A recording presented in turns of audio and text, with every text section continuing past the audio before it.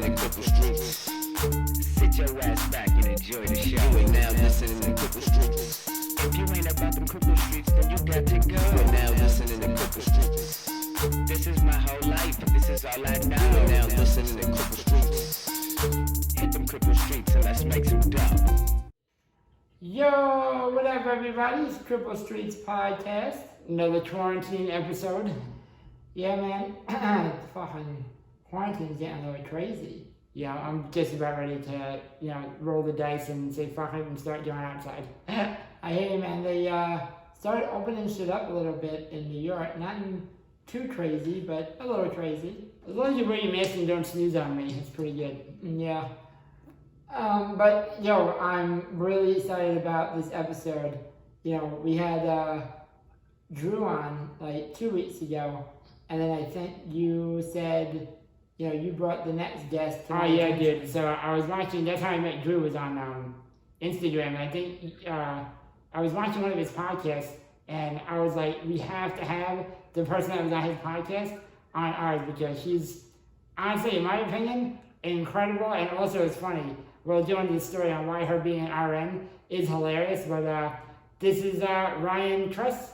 Yeah, we saw her on Instagram, and Eric brought it to my attention, and here she is. This is Ryann Kress. I think I said that right? You said it right. You got it. How you doing? I'm pretty good. Just got off work. How y'all doing? Not too bad.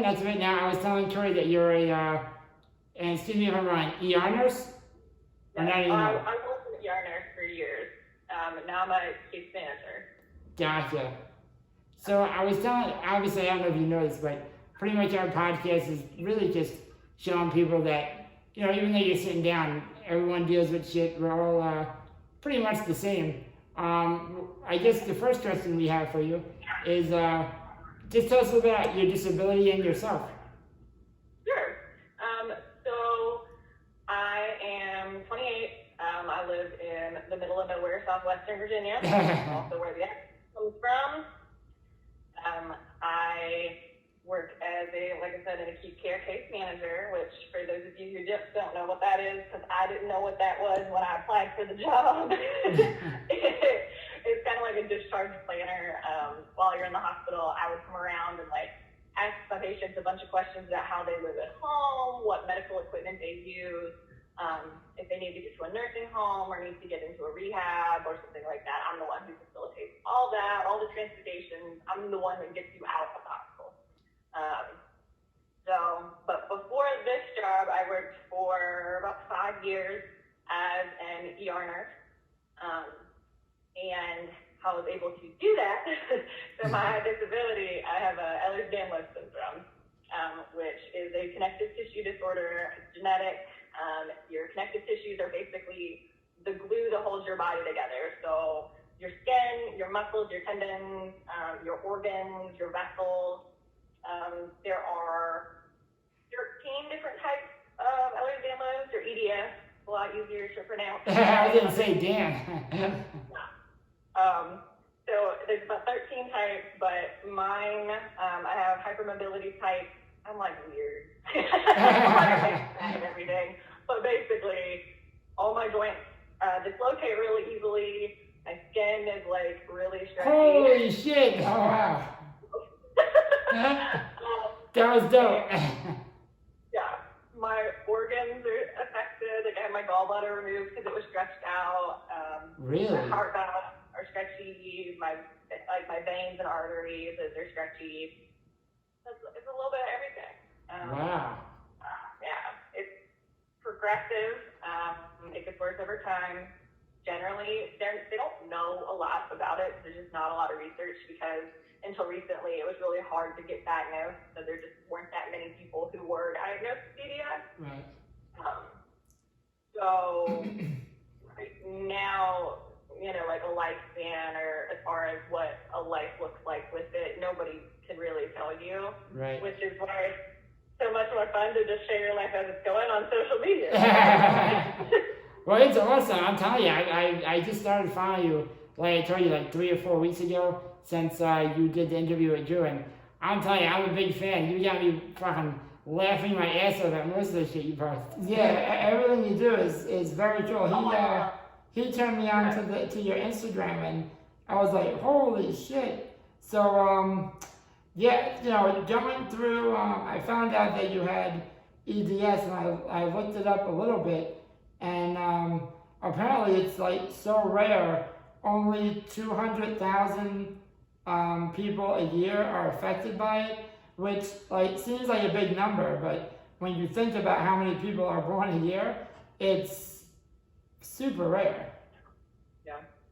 As a practicing nurse in my career, I have come across it one other time other than me. Wow. When did you find out you had EDS? I was diagnosed when I was 16. Wow.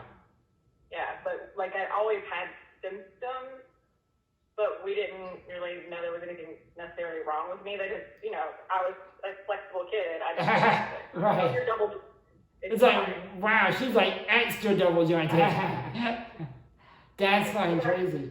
I was a little kid, like my right shoulder. There's a difference in the EDS world between a full dislocation and a partial dislocation. Mm-hmm. So a partial dislocation is actually called a subluxation, and it's where the joint, like if your joint capsule itself is so loose, the joint kind of just shifts out of it and goes right back in. Gotcha. That's what happens more often with us because we're so tricky. So my right one would sublux over 100 times a day. That's retarded. That's crazy. I'm sorry, what? Yeah, I couldn't raise it above here. And like I was working as a waitress when it was really bad, and I was the worst waitress. Holy shit. Don't drop that soup. Every time. Oh, it was horrible. Oh my god. Wait, you said 100 times a day? Yeah. Holy shit, that's wild. Every time I would go to reach for something, it would pop out. And it was more just kind of a nuisance. Like, it didn't really hurt. Right. But it was just kind of snapping, and I'd be like, hold on. We're good. Moving on. Just pull on this really quick. Wow. Well, like, because I've had both of my shoulder joints tightened surgically, they've stretched back out, because that's the beauty of being EDS. You're, like, not a surgical candidate at all, because it's just going to stretch. Right. So, when I had this one done in college, I had torn my labrum, which is kind of the inner lining of your joint, and I'd done it. They were like, oh my gosh, like, was it a sports injury? Like, the doctors would come in, they're like, what did you do? I said, I opened a door. I opened the door too hard. That's a big fucking door. Holy shit. Was it really heavy? No, it was a sliding door with wheels. So you said you found out when you were 16, right? Yeah. How did you feel when you first found out? So I hadn't really thought about this much until recently. I've gotten asked this question, and like, you know, I don't remember a ton about that appointment other than they threw this huge name out that I'd never heard of. And I was a stupid 16-year-old. And I remember they told me that I would be in a wheelchair by the time I was 20. And I was just kind of like, all right, well, not right now. So, Right. Okay, I'm gonna go now. Bye. Did not phase me a bit, because I was just like, stay lucky, I'll live in the moment, I guess. I'm gonna go take some more dance classes. Right. So, yeah. So, I think I was not too stupid, but I was 16, you know, you're a dumb high schooler, you don't care. I care about boys. I gotcha. What about your parents? Like, obviously, both your parents are together still? How did they feel when they found out? Because I know, like, we talk about how our parents were, like, obviously super supportive, but they found out when we were 6 months. Yeah, so. we were born with it. It wasn't like, It wasn't like an injury or something. Exactly. So how did your parents feel? Because it was something that we didn't really know a lot about, and when you would research it back then, there wasn't a ton of information. It was basically just like, oh, it's people who are hypermobile. It could lead to all these crazy things, but it could just be you're stretchy. Good for you. And so I don't think it really bothered them a ton, or really, I don't know. I don't think that they were bothered by it much. I mean, they were very supportive of me, and if I hurt myself, it was very helpful. But until I started having to rely on mobility aids, and it was very visible and very much, them being not being used to seeing somebody in a wheelchair in their immediate family, Right. and then suddenly having me, and like I'm the loud, like super bright, vibrant one of my family, obviously. And so for them to kind of see me, especially when I was first in my chair and I wasn't very confident, not very comfortable with it, even though I was so much happier because I could function again, it was still hard for them to see that and kind of see with everything that came with it how much my life had to change. And so that part was hard for them, especially because it's genetic. And so they, pull the card of like, oh, we did that. Of course, yeah. It's like, no, you did it. Sometimes I pull that card. I'm like, yeah, you did that. Guess what, Mom? This is your fault. It's like, Ryan, we need you to do us a favor. Do you, Mom? I need you to do me a favor. Right? Oh my God, that's hilarious. Done enough. Thank you. You're done enough. Do you have siblings? I do. I have a younger sibling. She is 2.5 years younger than me. She's my best friend. We look almost exactly alike. And she's the smart kid. She's going for her PhD right now at University of Cincinnati. Damn. Yeah, I know. In psychology. So that's fun at holidays. Staring at you. I'm like, Lauren, stop. Now, why are you feeling this way? I already know all this is fucked up. I don't need you to tell me. It's fine. That's hilarious. She was actually the reason that I got diagnosed. Because she was born with something called pectus excavatum, and it's where your rib cage actually caves in to your chest, and it can, as you grow, put pressure on your heart and lungs. And that is very common in another connective tissue disorder called Marfan syndrome, which also affects connective tissues, but it has more cardiac involvement and other kind of things with it. And it's usually men, hilariously enough. Women. Not all the time either way, but my sister went to a geneticist to check out for Marfan syndrome just because she had that. And back then, genetic testing was astronomical. It was like $40,000 out of pocket unless whatever you were getting tested for was going to kill you. And so we were both like, we're good.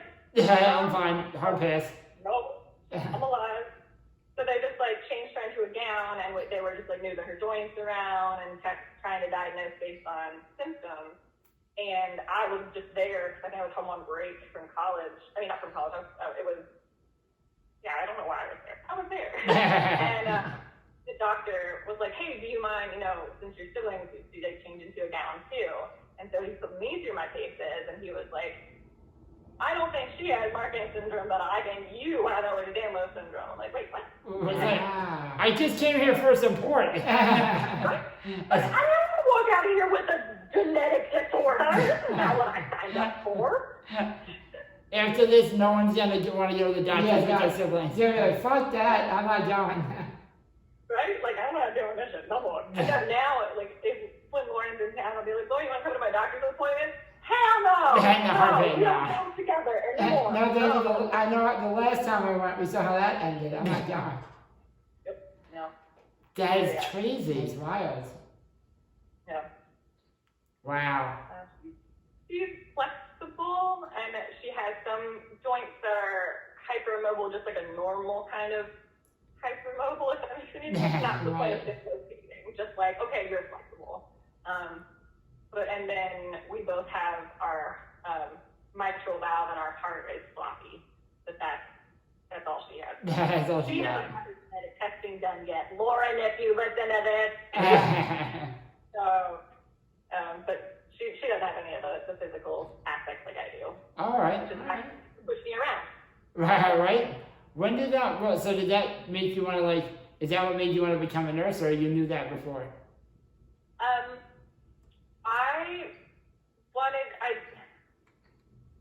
I was an EMT in high school, and I became an EMT because I was constantly in the ER. Either for something that, looking back now, now was definitely EDS related. Like I was constantly spraining my ankles, thinking I was breaking them because they were just weak and they would cave in. So I was always there for that. And then a few just stupid things like head injuries and stuff. And so my mom made this joke about, you know, if you're going to be in the ER so much, you might as well be pushing the stretcher. Right? Yeah. So I was surprisingly a pretty shy kid growing up. No, I don't believe that. I do not The believe it. complete opposite of shy right now. Yeah, I was really shy, and because I was so shy, I was afraid of everything. Like, I didn't like really being in the spotlight. At home, I was very outgoing, but like at school, I was like a studious, smart kid, like little shy kid in the back. And so I remember the EMT class came around, and I thought that like being an EMT was the scariest job you could possibly have, and that as well as like ER nursing. I was like, that is terrifying. I'm gonna do it. Nice. So I worked as an EMT all through high school and then through college. And I actually didn't go to college the first time for nursing. I changed my major about 1,800 times, but I settled on human sexuality. Really? Yeah. But that didn't pay the bills. Right. And I go get a master's. And while I was learning that I would have to do so much more research-based stuff, I would have to go back to school. And I found out, you know, I did not want to be a sex therapist. I missed like the hands-on part about being an EMT. So when I came back home after I graduated with my bachelor's, I went back to school for nursing. And I was like, well, I'm not working anywhere but the ER. That's still true. Wow. I've never worked anywhere but the ER. That's like usually nurses go like 5 years after they start being nurses at ER. You went like what, right out of graduation? Yep. I had been working at a very small hospital in my hometown as like a tech on their med-surg floor while I was in nursing school. So I was working. I still don't know how I did this. I was working full-time night and then going to school full-time day. Wow, that's crazy. Yeah, like looking back now, I would not do that. And then got no sleep. No, ever. It was horrible. And nursing school is no joke. Like, it's so hard. I can imagine. I was like, because I just got my associate, so I kind of did it backwards. I was like, I have a bachelor's degree, I can do this. No, it's horrible. Yeah, I've heard stories from my nurses that it's not easy at all. Yeah.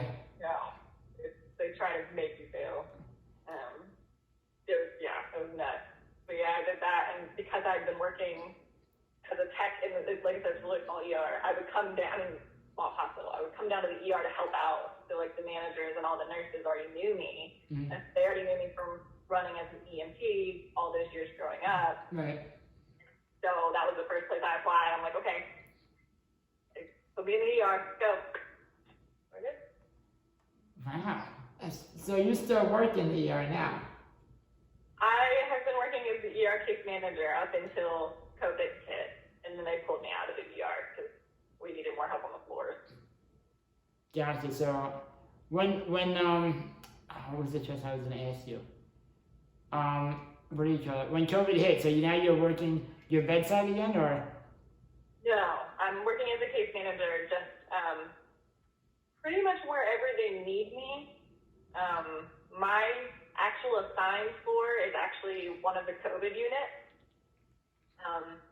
but it's an overflow COVID unit. So when we pick up with like last week, we were full all week, and then yesterday I think we emptied back out because we have an ICU that they fill up first, Right. and then once that happens, then they fill my floor.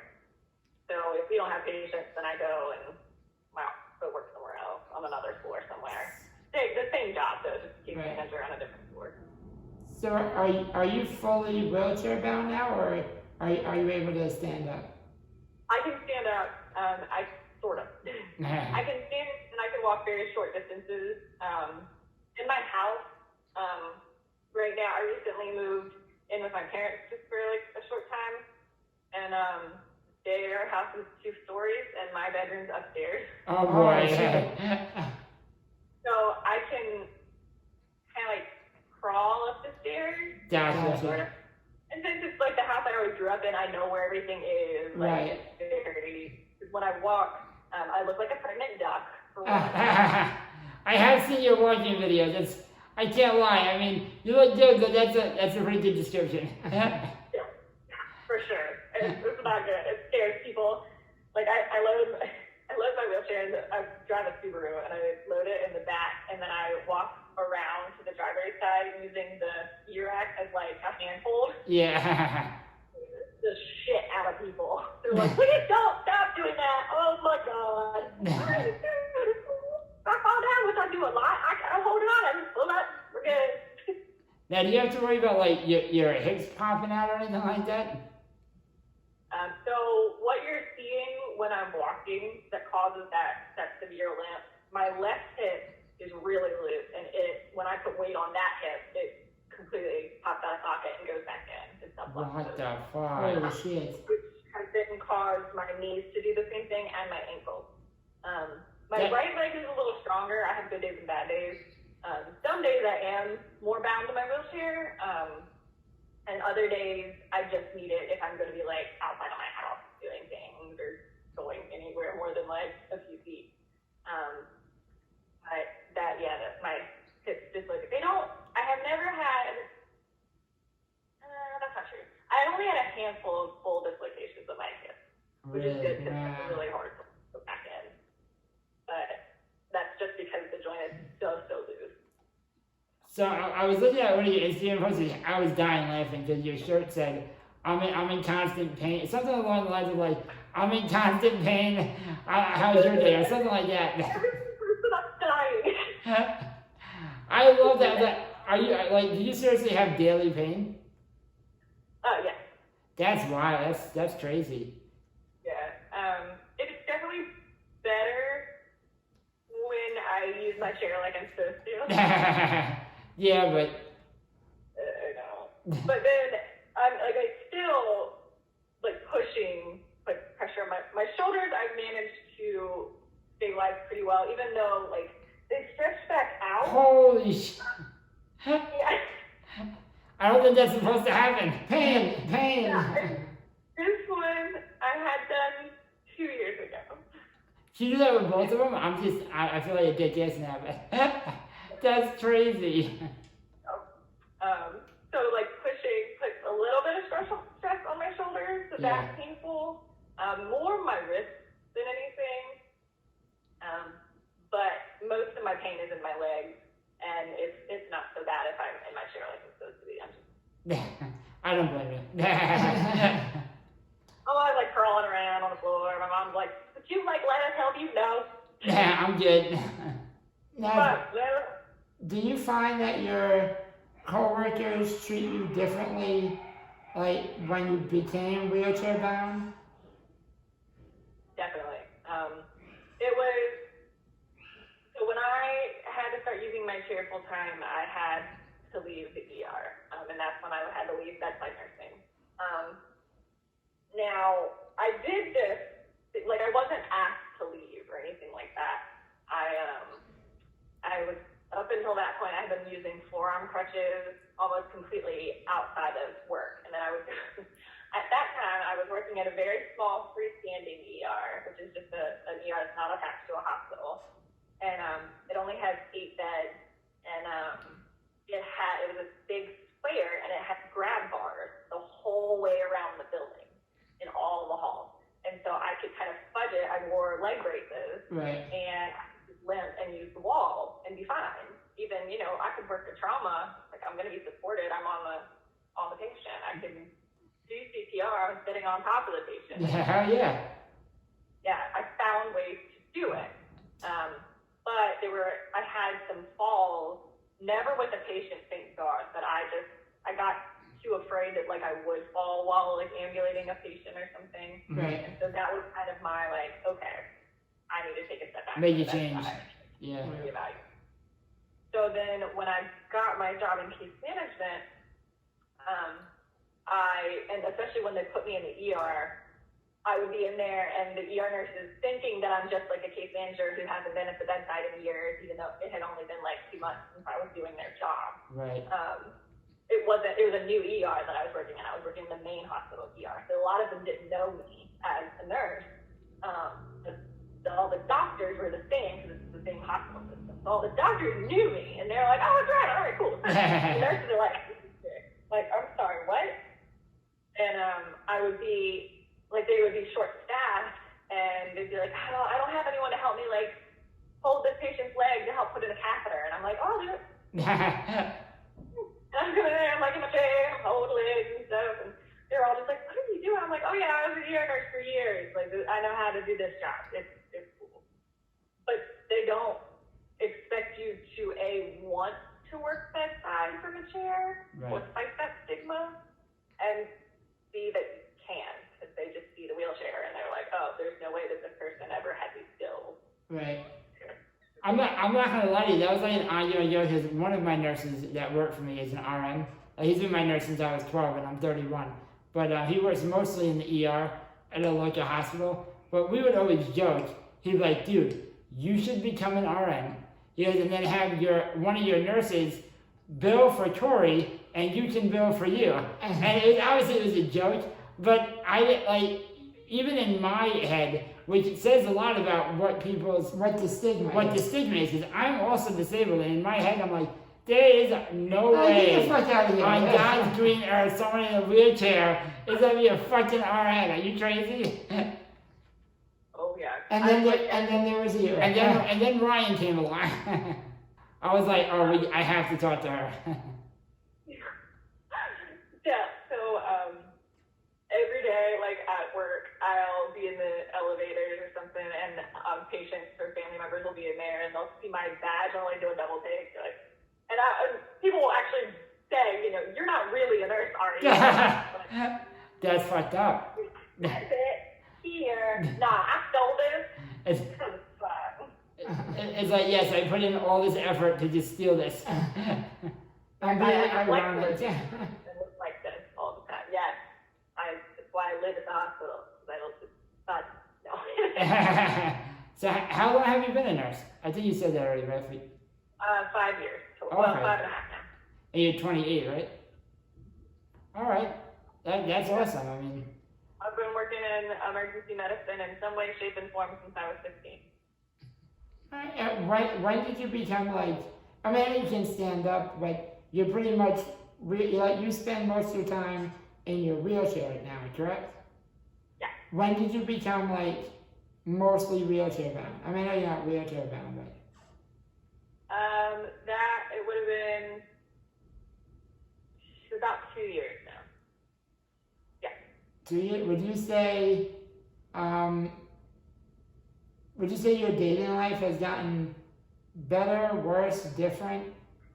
Because that's the other thing we talk about a lot on our podcast is, I mean, obviously, for women and like, for a guy in a wheelchair, I feel like it's going to be totally, like, you're an attractive woman, obviously. I feel like even it's going to be different than a guy in a wheelchair and a girl in a wheelchair.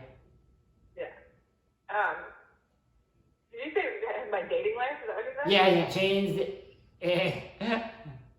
So, I am married, but going through a separation. Being divorced. No, it's all right. We're very friends. It's gotcha. It's definitely a good thing for us. But, so I did jump on dating apps after we separated because I was like, I am curious. I have not actually dated in like 7 years ish. I mean, my ex-husband and I were polyamorous.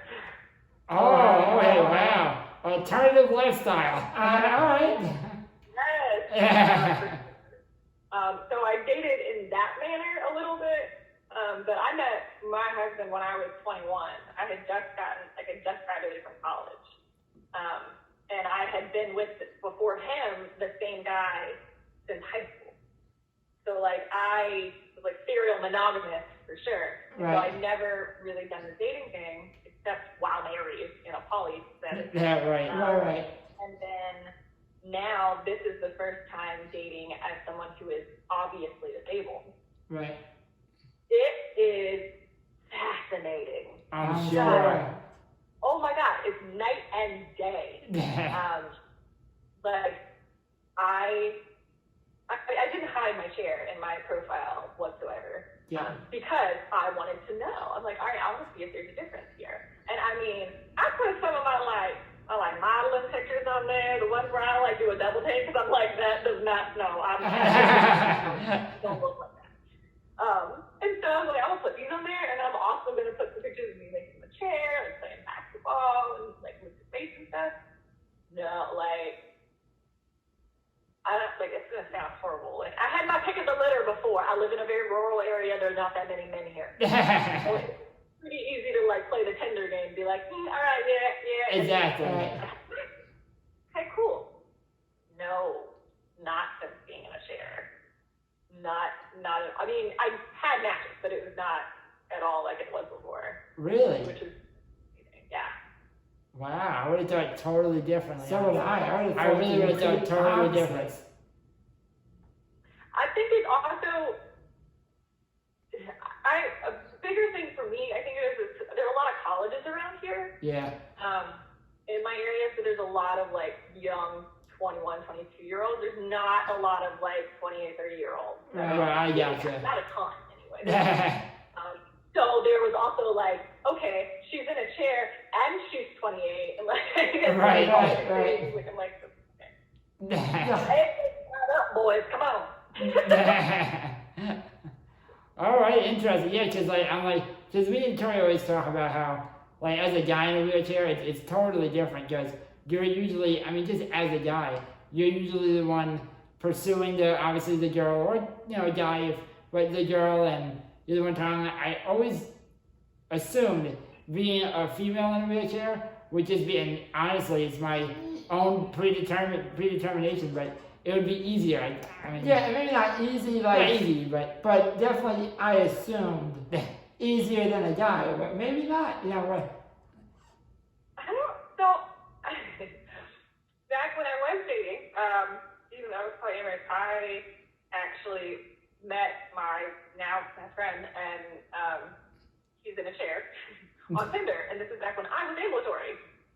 And so, yeah, I did realize he was in a chair, sort of. That was, I don't know, I don't think it's different too for me because being a nurse, right. disability doesn't affect me. I'm not afraid of someone who's disabled the same way that someone off the street could find a wheelchair as intimidating. Right. That's another interesting because I know Corey has not, and when I say wouldn't, that doesn't mean he's. Well, now I'm engaged, so it's not that's gonna happen. different. Now he's engaged. And when I say wouldn't, it's not that he never did only because they were disabled, but To me, and again, just personally, there were too many obstacles to hurdle. There's already enough. I know it sounds fucking horrible, but there's already enough that I was I didn't really want to go down that path. So, well, I know for me, when I dated maybe two people they're both in wheelchair bound, and more than I am.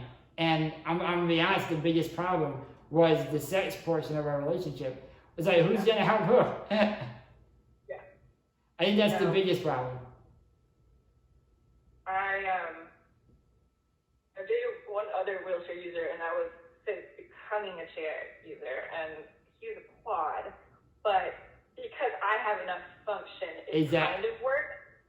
But there were still times where I find myself doing the same thing now that I'm in a chair and now that I require more help myself. Right. Not that I wouldn't date somebody else who was disabled. I totally would. It's just there's definitely things that I know I need physical help with. And right now, the way that our health system is, I can't, unless I private pay, I can't get care aid. Yeah, it's crazy. So that part is harder. I'm also just very stubborn. No. My mom was actually the one who said something about it. When I first started dating my ex John, who's in a chair, she was like, Ryan, you need to be a one-chair relationship. Okay, this is too many too many chairs. How is he gonna help you? If you get stuck and you can't put your hip back in, how is he gonna? He did. We made it work. Of course. I stuck a million times, and you put him right back in. And the other thing is, like, you'll have people who will get mad at those questions. I'm like, those are, in my opinion, legitimate questions. And obviously, her being your mom is also going to care. Right, she cares about you, so. Yeah, absolutely. And I mean, it's just like, I mean, we have to, having a disability, like you have, your entire life around just figuring out how to navigate a world that's not really built for us. Problem solving. So just like the dating life is no different. Like each person's going to be different. Each person's going to like different things in bed, whether they're able-bodied or disabled. Yes, very If true. you want to be there, you're going to find a way to be there. Oh, 100%. You're not worried about that at all. And Yeah, I ain't worried about that. It's going to be great. now, I know you said you put modeling pictures on Tinder or dating websites. So did you start modeling before or after you found out? Before. Alright. The joke, I've been in front of the camera my whole life because my grandparents were photographers. And so, like, I remember being a little girl and, like, they just did, like, weddings and they would take, like, my sister and I were dancers. They would take our dance portraits and stuff and they had, like, backdrops and everything. And so they'd get me lighting equipment and they'd be like, hey, girl, go stand there. I was like, okay, whatever. So then when I was in high school-ish time, when my friends started getting cameras and, like, wanting to pursue photography, I'd be like, yeah, I'll come out there with you, I don't care. And they're like, whoa, how do you know this? Like, how do you know where your light is and how do you know your angles? Like, I was a dancer for years, so I, like, know how to move my body in space and I know what it looks like and what looks good and what doesn't on my body because I've been staring at a giant mirror for 13 years as a ballerina. And then kind of from there, it was just, I did my first shoot with my friend Amy and it just kind of grew from there. I would get more jobs and stuff like that. Nothing big, just the past year I've done more than I've ever done just because I was actively pursuing it. But also, the chair has helped me get jobs. I'm sure. Just because that's, you don't, I'm lucky that I became obviously disabled when I did. Lucky you. Lucky. Right now, like, disability is becoming, like, fashionable. Yeah, it is. It is. It's horrible. Yeah, But, it's like, true. Target's got girls with forearm crutches and ostomy bags and all kinds of shit. So, like, that's what people are looking for. They're not looking for your normal, like, fashion model. Yeah. I'm also lucky that I'm tall and thin, and so I have that look, Yeah. kind of. And so you put that look in a chair, and they're like, wait a minute. Right, you fit out of the box, but just enough. Just enough in the right. Just enough in the box. Yeah. But for anyone that doesn't know, you were actually Miss Virginia, right? Wheelchair Virginia. Oh, wheelchair. Oh, my bad. Wheelchair Listen. Listen. You miss anything. Wheelchair Virginia, regular Virginia, it's more than all of it. I'm not Mr. New York, you know what I'm saying?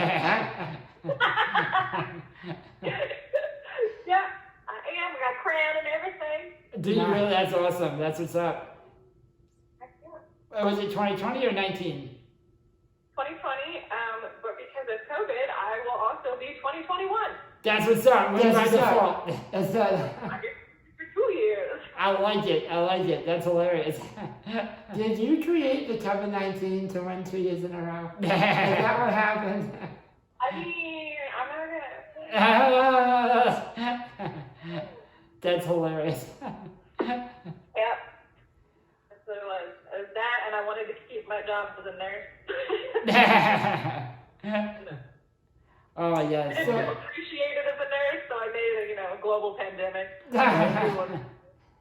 So what would you say, what positives have come from, like, the situation you found yourself in? A lot, actually.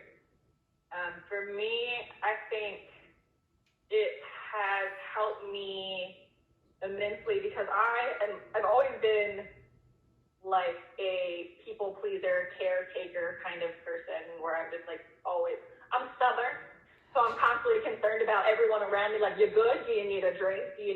Can mama help you? Are you all right? Like, I'm very bad about not putting myself first and not thinking about my own needs and all of that good stuff. And now I'm in a position where I kind of have to do that. Right. And if I don't, like, my loved ones who are very close to me are going to do it for me. And I hate it. They're like, Ryan, should you be doing this? That would drive me crazy. So it's helped me definitely become more of an advocate for myself, but it's also made me a better advocate for my patients. Because I, have lived both lives, Right. and I can effectively communicate to both sides of the medical world. I can communicate, I can go and talk to med students and talk to providers about things that they're not doing well with their disabled patients, like, not talking directly to them. That is a huge problem. Like, I have never in my life, as a nurse, had gone to see a new doctor and they see him in a chair and suddenly, like, they don't want to look me in the eye. Yeah. And I will call them out in 2 seconds. I'm just like, what? Hello? Who did you bring? With me. I'm right here. I need to talk to your caregiver. As far as we know, I don't know. So, excuse me, miss, where's your caregiver? I need to talk to your caregiver. Yeah, seriously. So that has definitely helped me. It has, if I didn't have EDS, I wouldn't have started my Instagram page. When I started that thing, I started it because when I was diagnosed, the internet existed. I'm not that old, but it wasn't as big of a thing as it is now. No. And when you would go and look up Ehlers-Danlos syndrome, all you get is the Wikipedia page and some Mayo Clinic sites that didn't have that much stuff on them. Right. It wasn't like I could go and look and see what another EDS patient looked like, or go and look at someone who is older than me with the same disorder and see oh, what's my lifespan look like? Hey, can I have kids? Hey, can I do X, Y, and Z? Right. And then it was that, and I was just starting to kind of realize that soon I would need mobility aids. I was still walking when I started it, but I had just started kind of using a cane, at the supermarket, things like that. So I knew that most people in my life, unless you were really close to me, they had no idea that there was anything wrong with me, other than I was flexible. That's it. Yeah, it's super stretchy. Yeah. Other than I'm a contortionist. So I kind of started it. One is therapy for me, because I knew that I was going to be experiencing these changes, and it was going to help me to just it's always helped me to just be super transparent and this is the shit I'm going through, because I have to go through it. Now does all of America. You're all doing this. Right. But I made it really for my family that I don't see that much, and my friends, and then all of a sudden there were these tons of much younger girls who were having trouble getting diagnosed, who didn't know how to bring up using the wheelchair as someone who can still walk to doctors, because doctors hate that. Let me tell you. Oh, they're like, you can walk. Why would you want to be in a wheelchair? Sir, let me just walk across the room for you real quick. Did you? This is why. Does that look right? No! So I had these people coming to me, and I realized that there was this. I am on the older side of the influencer population that has an EDS, so I do have mostly younger people coming to me and kind of learning from my experiences, especially when they find out that I have a successful career as a nurse and that I have done all these things and played sports and tried to do all this crazy stuff. So it's helped me kind of find my voice and find what I'm good at, and I'm good at public speaking and advocacy and being out there in a way that is sometimes a little too real. Yeah, you definitely don't hold anything back from your Instagram. This chick is hilarious. Yeah, I love it. Don't get me wrong. I'm a big fan. I like stuff like that, but it's. I think it's a good thing. I think it's definitely. It's a very good thing. I think it shows a perspective that not a lot of people either have seen before or want to show, I think it's a very good thing. But I did hear that you mentioned questions about children, but I do think that's a good that you created the Instagram because you do have younger people, males, but I would even say girls. You have girls that look to you and they're like, can I have a boyfriend? Can I get married? Can I have children? Can I have sex? Can I have sex? Period. Because I've never been a girl, but I know a 15-year-old boy. All I wanted to do was have sex. So it's you're answering questions that. So I'm a little curious because I know you said you had the question, but I'm not sure if there's an answer. Is it safe to have children with EDS? The problem with that question is that there isn't a lot of research and there aren't a lot of people who are older with EDS that's kind of in the same vein as mine. Because we do know that my vessels are affected and that my skin is affected and that all these crazy things, the risks that come with it aren't, yes, I'm concerned about passing it on to my children. Yes, okay, fine. Of course, yeah. Who wouldn't be? Yeah. So that's a concern, but there's also the risk of rupture and hemorrhage. Right, your own safety. Because my skin is so soft, my muscles are so soft. When I had my shoulders done and when I had my gallbladder out, I had the same issues. They were all laparoscopic surgery, so it was just a very small incision with a camera and then the tools go through there. And the healing process for me was horrible, and just the little cuts themselves would not heal, and they're actually the scars are gaping, and it's called a cigarette paper scar or an atrophic scar, and it's for anybody that doesn't have enough collagen or has a collagen deficiency of some kind.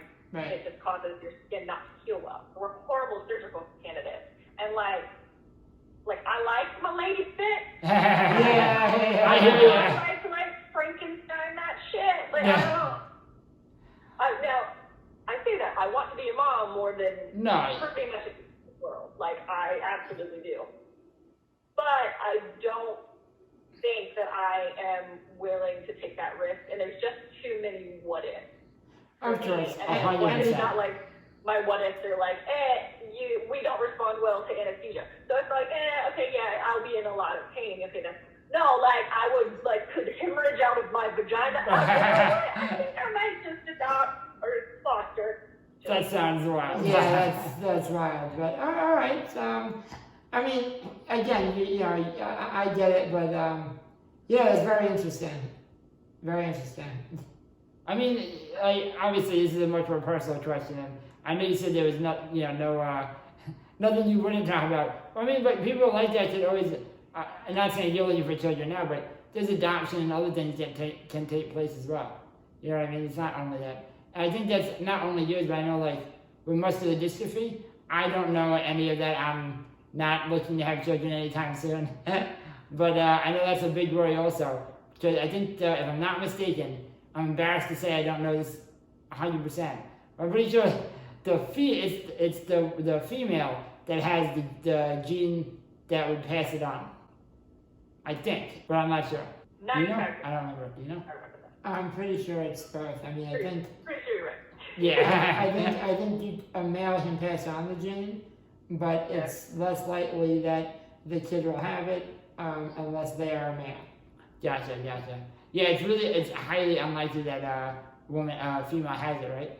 It's highly unlikely. It's I think it's rare. It's not unlikely. It's rare. I think 85% of boys are the ones that get muscular dystrophy. It's a boy's disease. It's a boys club. It's a boys thing. Fine. Cool. We're stupid. We're done. Well, how's with the whole COVID-19 thing? How's that been going? Because I know you said you worked in the ER. How's that been going? Because I'm hoping it's starting to go down because I'm getting tired of being in the final. Yeah, this is getting ridiculous. Cut the shit. Yeah, same. I'm tired of it because I get to see all my friends that get to stay home all the time, and I gotta work all the time, and I'm tired of it. Right. And all the bars are closed. I'm done. I know, it's rough. It's crazy, I'm so done. It was weird because where I am in southwestern Virginia, we are just kind of now hitting our stride with it, and it's just now becoming more of an issue over the past couple weeks. Whereas before, I mean, we had like 4 or 5 in the hospital, and that'd be about it. Now, in my area, there are 3 big hospitals, and the much larger one across town was a little bit more affected. They had more patients than we did. But we're still getting them. They are mostly older, mostly nursing home patients. It's ridiculously sad because with my job, like I'm the one who kind of is in there with the doctors when they're having a conversation with the family members and saying, your loved one probably won't survive this. No, there is no treatment, and no, you cannot come see them. That sucks. Yeah, it's horrible. I honestly can't imagine. Yeah, between that and then there are the mask shortage, so we're given 1 mask a week, and we have to make it last if we can, especially if you're not in the front line, if you're not in the ER. It's bizarre. Like because everyone's kind of afraid to go to the hospital. Right. We've had like no patients for the past since whenever February.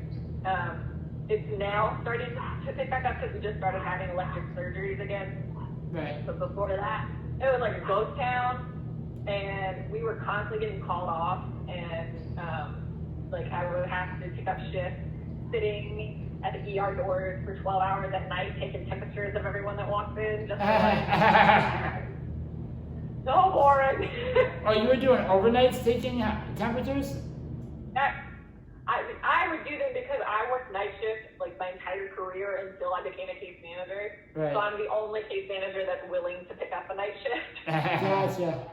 I mean, if I'm not mistaken, it's also extra pay, so why not, right? Yeah, I know. So, yeah, I'm making that COVID money. What That's exactly. No, we're not even allowed to have overtime anymore. What? That's bullshit. Yeah, they can't pay us, so they're like, if you are like a second over, they're like, yeah, you gotta go home if we can't. That's nuts. I just heard a story. Not in New York. In New York, they're like, please stay. We need Yeah, all nurses on deck.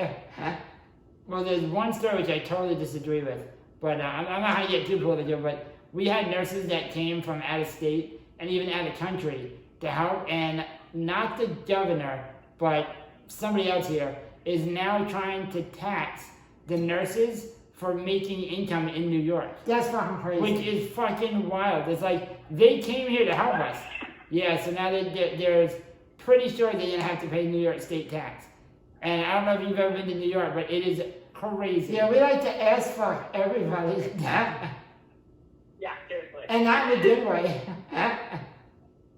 My one memory of the stark difference is I unfortunately no longer, but I was a smoker. And I remember going to New York City to go visit friends and going to try and buy a pack of cigarettes that back home was like $5. It was like $11. Like, oh yeah. What? Yeah, it's crazy here now. That was when I started quitting. I can't afford it. And maybe this isn't for me.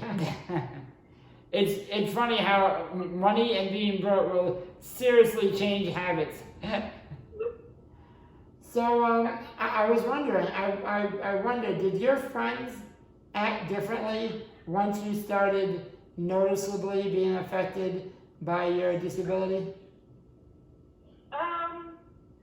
Some of them, yes, and some of them, especially if they haven't been around me in a while, they haven't seen me since college, Right. and now they're kind of seeing me, in this chair or something like that. At first, they're a little wary, especially if we go somewhere in public and it's not accessible. They're like, oh, we'll just go somewhere else. I'm like, no, I'm getting my happy ass in there one way or another. Let's go. So at first, I think they do, and then they see I am so much happier in my chair, and I am so much more comfortable, and I'm not in constant pain all the time, and I can actually go do things and have a normal as normal as I'm gonna get social life again. At that point, they didn't really What has been fascinating is because most of them had not been around a wheelchair user before, or someone with an obvious disability, and especially down here in an area that's pretty rural, you don't see a lot of wheelchair users. Like if I'm at Walmart and I see somebody else in a wheelchair, I have to stop myself from following them. One of us. Exactly, one of us. Be my friend. I always tell this story because it was the first time I had gone to my hometown Walmart in a chair ever. And I was dying laughing because I pulled in a handicap spot and I see somebody right in front of me unloading a manual chair. And I'm like, never in my life have I seen a manual chair in this Walmart. Who is this person? And so I see like he goes inside, and so I'm like trying not to follow him, but we awkwardly like got in our chairs at the same time. So we had like a wheelchair parade going in. So everyone thinks we're obviously married, you know. And so we're like, we go separate parts of the store, we shop, whatever. I kind of forgot he was there, and then we went to check out, and I'm leaving, and I got to my car first, and I'm unloading my stuff, and all of a sudden I just hear, "Hey, you're in Wheelchair, Virginia, aren't you?" I'm like,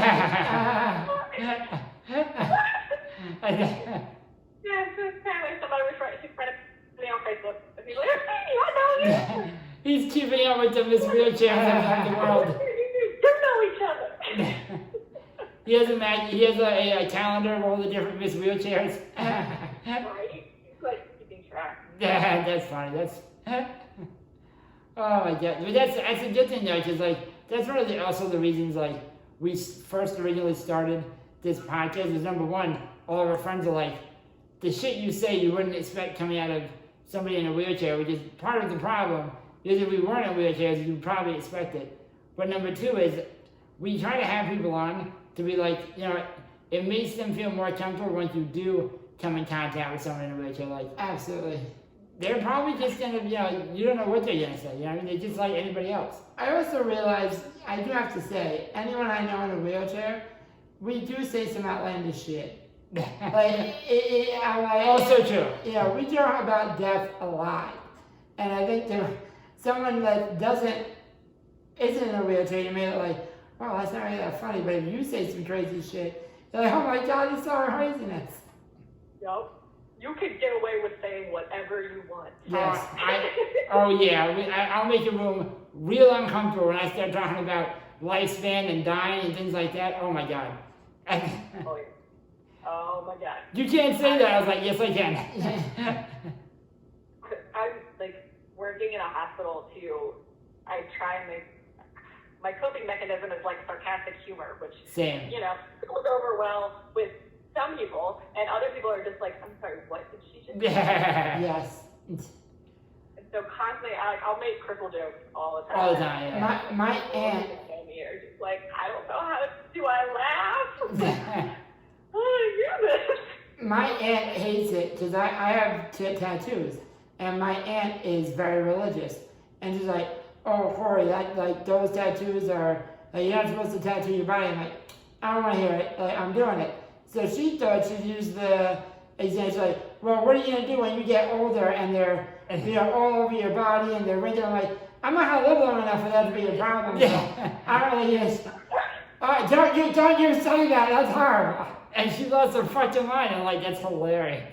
I don't have to worry about that. That's not a problem. And obviously, it's like Obviously, half a joke, but you know, she gets very upset by it. Yeah. I mean, like, that, I feel like, especially when you're, like, talking about things like that other people are finding, like, sensitive, like, okay, what are the things that you can no longer do anymore because you're disabled? What are, you know, what are your setbacks? What are all those things? That's immediately when I start making, like, stupid fucking humor. And I'm like, hold on, but you gotta hear about my triple perks. Obviously the parking, but also, like, I get pushed to the front of every concert ever, and I can say whatever the fuck I want, and people just look at me and think somebody else said it, because obviously I'm in a wheelchair, so I'm a vegetable. People, once they see it, like, oh, because she's obviously pretty comfortable, like, in her own skin, like, they're either going to be put off by that, and that's obviously a person that I don't want to relate with anyway. Right, of course. They're gonna chill out. They wouldn't have liked you. The chair has nothing to do with it. Yeah, exactly. Yeah. It's so funny, like, exactly, that's like one of my favorite things of being in a wheelchair is, don't be wrong, it's really weird because no other time would a guy buy another guy a drink, but I don't think I've ever paid for a beer, maybe 3 or 4 times out of the hundreds, and like, taking you a drink, I was like, I don't know why, but sure, Okay, sure. Oh my god, yeah. People at the hospital, especially, I used to park right where the cafeteria windows were. Lucky. So they would watch me unload my chair. And to someone who doesn't do it every day, like it looks like a strenuous activity. My chair weighs like 7 pounds. It's not strenuous. It's just a pain in the ass to put together. And so they'll see that, and I like didn't pay for lunch for like a week straight. And then everybody at the cafeteria knows me. They're like, God damn it, Ryan, another stranger paid for your lunch. I'm like, oh my God, it's so hard. I will tell you. It's the best, what are you talking about? Yeah. When I buzzed my head when I had my last shoulder surgery because I knew I wasn't going to be able to wash my hair, so I was just like, screw it, that's an excuse to do this. So I had a shaved head and I was walking with a cane. I didn't pay for beer, ever. Everybody was like, that chick's got cancer. Oh my God, I just thought about that. Like, oh shit, that's terrible. But they won't ask. Because like, obviously I'm not going to say, yeah, I have cancer, buy me a beer. Of course, That's yeah. horrible karma. I would have. If I am, they'd be like, whoa, how are you doing? I'm good. I'm down fine. You're so strong. Yeah. I mean, you know, with your illness. I'm like, oh, you mean the cane? Like, my hips are kind of wonky, it's whatever. No, with your cancer. What? You're so strong. I got better. Well, we had a great time talking to you, and I don't know if you're interested. We'd love to have you back on sometime. Yeah, So absolutely. Yeah, absolutely, that'd be fun. there's a lot more shit we gotta talk about. So Oh, yeah. it was an absolute pleasure. And thank you so much for coming on. Yes, thank you. It was a pleasure to meet you. And if you want to tell anyone your Instagram page or What you got going on? anything you're doing, go ahead. So I can be found on Facebook, Instagram, TikTok, and Twitter. It's all the same handle. It's all chronically at chronically_Ry, R-Y. Or you can search me on the Facebook with Miss Wheelchair Virginia 2020, Ryann Kress. I'm the only one out there. It's just me. Little chicken. There are lots of tattoos. As far as things that I'm doing now, because it's COVID, all of my Miss Wheelchair stuff is kind of on hold, so I'm doing a lot of stuff on my Instagram, is where I do most of my public speaking. So check out that. That's where you'll see all of the ridiculous videos of me discussing things, usually in my car. You get carpool karaoke, because... Oh, I'm addicted. I watch it every time you post it. Oh my God, constantly. And all that good stuff. Me talking way too candidly about my bodily function. It's great! Oh, real quick, I just remembered. We also did a little bit of research, and apparently you are an ambassador to, what is the name of that website? Oh my God. Yeah, I can't find it. Intimately. There we go. Intimately.co. There we go. Intimately.co. I was like, what is this? I didn't even know that existed. Yeah. So tell me. This plug there is an awesome site where one of my good friends, Emma, has compiled basically all different types of adaptive lingerie. It was a startup. We just went live, not even that long ago, back in February, I think. The site's up. Got slick chicks underwear that fastens on the side, make it easier for wheelchair users. Got some bras from Elba in London that have magnetic flaps for those of us whose fingers don't work and have to use crazy braces to keep them from flopping around. And they're adding stuff all the time. So it's just a really cool spot. It makes it a lot easier to find accessible lingerie that doesn't look like you're 90. Nice. Very nice. Yeah, we'll add all of everything that you discussed. We'll add in We'll add in the description. in the description in the video. Yeah. All right, Ryan, it was an absolute pleasure. I hope you have a good weekend, and I'm sure we'll talk soon. Absolutely. Nice to meet you. Have a good weekend. All right, take care. Yo, that was a dope conversation. I told you, man. I was like, I'm telling you, when I learned about her, and now we've been talking probably for no more than 2 or 3 days, but I knew she'd give a great interview. That was a lot of fun. Dude, that was fucking dope. So I don't know, man. I really like her perspective on you know, how she deals with being in a wheelchair. I mean, again, we come from a place. I've always been fucking crippled. Yeah. I mean, I don't know what I'm missing. I don't know what I'm missing. Don't look too exciting, but I'm sure it must be exciting. But you know, it seems she didn't do fuck. She didn't fuck, bro. I like, and dude, I mean, she's definitely smarter than we are. RN fucking has her associates, I think. She said in and the bachelor's in sex health, but she's like, you can't make no money being a sex learn therapist. about fucking, so I'm gonna go be an RN. It was, dude, honestly, a very, very dope story. Yeah. And we'll definitely have to have her back on. Absolutely. I don't know about you, but I'm a little parched. I'm gonna get fucked up. Yeah, I'm gonna drink. It's Friday. I'm gonna smoke, and I'm gonna eat because I'm fucking hungry. One thing though, I gotta find my trusty fork, because that's how I open my fucking Your beer? my beer. Yes. Alright, we'll tell that story at a time. I'm getting the fuck out of here. I'm thirsty. I'm hungry. And I'm hungry. And I'm done talking to you. Alright, everyone. Thank you. Don't look at your stupid face. Alright. Go fuck yourself. Alright, everybody. I hope you had a good time. Thank you for listening. Yep. Don't forget to like, subscribe, comment, love, hug, fucking hit all the buttons that make me All blow this up. shit. Just keep following us. We are growing, so it's helping. Slowly but surely. We hope everyone enjoys themselves. We do have merchandise we are working on. It's not ready for purchase yet, But it's coming. It's in the works. If you want to, I don't know, fucking give me money, feel free to Venmo me. Alright, everyone. Have a good one. Be safe.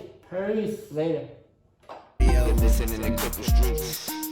Sit your ass back and enjoy the show. You are now listening to Cripple Streets. If you ain't about them Cripple Streets, then you got to go. You are now listening to Cripple Streets. This is my whole life. This is all I know. You are now listening to Cripple Streets. Hit them Cripple Streets and let's make some